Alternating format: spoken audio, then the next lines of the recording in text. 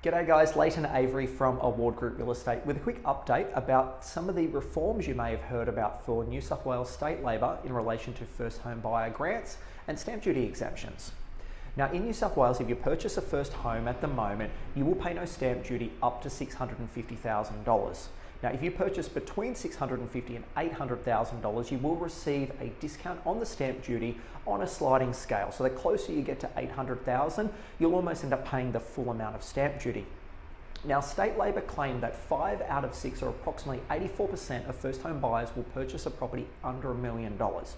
So what the reforms have, proposed is to lift that stamp duty exemption cap from $650,000 up to $800,000, and then to move that sliding scale discount between $800,000 to $1 million.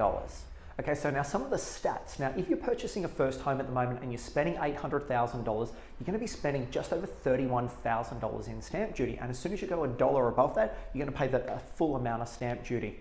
Now, not to go through into too much detail, but the reforms that the previous Liberal government brought in to get you use that property tax model, that's potentially going to be phased out from the 1st of July with this new model coming in.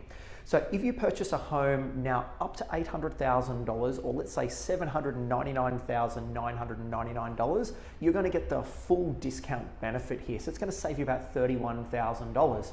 There's also going to be a big discount for anyone that's going to be looking about purchasing around the $800,000 to $900,000 range, where previously you'd be spending $35,000 to $40,000 stamp duty within these ranges.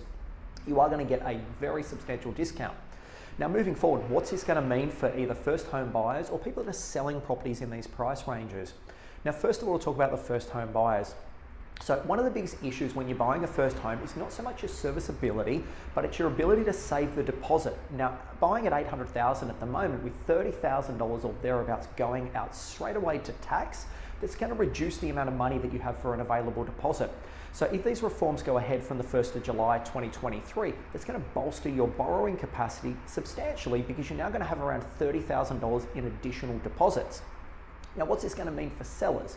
So at the moment, if you're selling a property between the $700,000 and $800,000 range, predominantly in one of the main areas that we service in around this Ryde area, that's going to get you into the 2-bedroom, 2-bathroom unit market.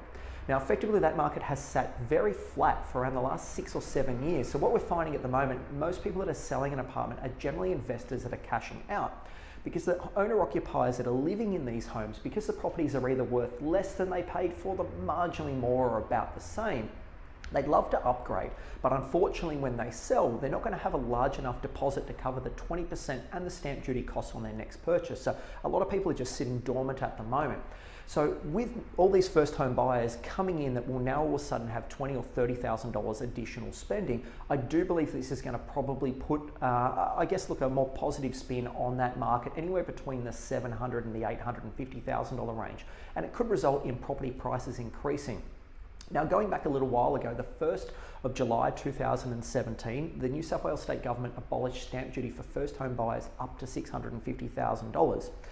Now, in hindsight, what we actually saw was property prices selling the month before for around $600,000, overnight jumped to close to $650,000. So we actually saw that property prices increased considerably more than what the discount, purely because first home buyers now had much larger deposit to be able to put towards that purchase. So please keep in mind, these are only proposed changes at the moment. They still need to get through Parliament.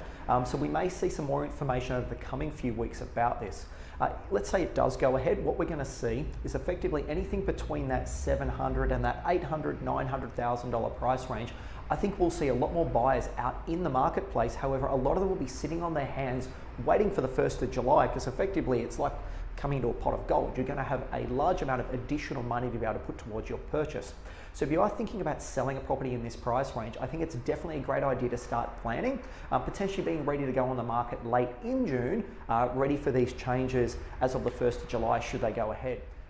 So if you'd like to discuss any of these changes and my opinion on them in more detail, I'd love to hear from you.